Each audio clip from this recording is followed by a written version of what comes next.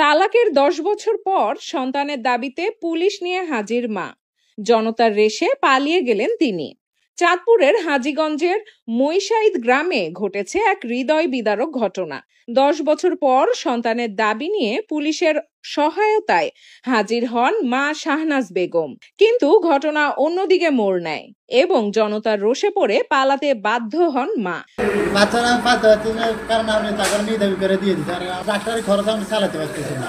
গায়ে বিসি বাচ্চা ছিল, গোড়া ছিল, নাকে দিয়ে পানি করতো, মানে তার শরীরে মানে মানুষের সাথে ওইটা ইনফেকশন হয়ে গেছে।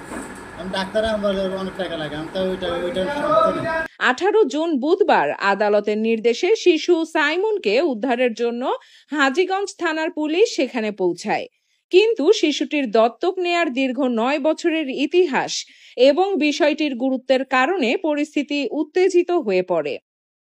আমরা অসহায় মানুষ, আমরা পালতে পারি না। আমরা ভালো একটা লোক চাই, ভালো লোক পাই, আমরা বাচ্চারা আমরা নিদাবি করে দিলাম। এর আব্বা এর আম্মা ছেলের বাবা বলছে, ওই কথার আমি আনছি। আমি ওনাকে জোর নাই জানা এরা লিখে দিয়েছে, আমরা আনছি। শাহনাজ বেগমের সন্তান সাইমুন, যাকে 2016 সালে আবুল কালাম ও সুমি দম্পতি দত্তক নিয়েছিল, বর্তমানে শিশু সাইমুনের 11 বছর বয়স। শিশুটির বাবা মহিন, যিনি হাটিলা পূর্ব ইউনিয়নের বাসিন্দা, তার সঙ্গে শাহনাজ বেগমের সম্পর্ক বিচ্ছেদ হয়ে যায় দীর্ঘ 9 বছর আগে। বিচ্ছেদের পর শাহনাজ বেগম দ্বিতীয় বিয়ে করে বিদেশ চলে যান, যেখানে তিনি সন্তানের কাছে ফেরার কোনো আগ্রহ দেখাননি। এদিকে মহিন দ্বিতীয় বিয়ে করার পর শিশুটিকে দত্তক দেওয়ার সিদ্ধান্ত নেওয়া হয়। আবুল কালাম সুমি দম্পতির কাছে শিশুটিকে হস্তান্তর করা হয়। 4 ফেব্রুয়ারি 2016 সালে 300 টাকার স্ট্যাম্পে সাইন করে শিশুটিকে দত্তক নেওয়ার প্রক্রিয়া সম্পন্ন হয়। এরপর থেকে আবুল কালাম সুমি দম্পতি সাইমুনকে নিজের সন্তান হিসেবে লালন পালন করে আসছিল। এতদিন পরে কেন এই দাবি নিয়ে হাজির হলেন মা শাহনাজ? সংবাদ সূত্র অনুযায়ী শাহনাজ বেগম আগে কখনোই সন্তানের জন্য আদালতের মাধ্যমে দাবি তোলেননি।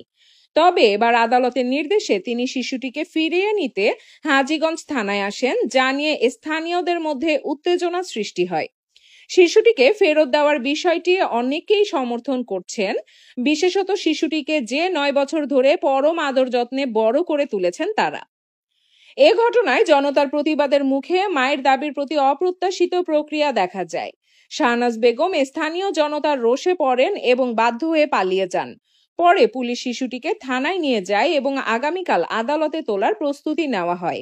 এ পরিস্থিতিতে এলাকার লোকজন আবুল কালাম সুমি দম্পতির কাছে শিশুটিকে ফিরিয়ে দেওয়ার দাবি জানাচ্ছে। যদিও আদালতের সিদ্ধান্তই চূড়ান্ত হবে, তবুও শিশু সাইমুনের ভবিষ্যৎ নিয়ে এলাকার মানুষ একেবারে বিভক্ত।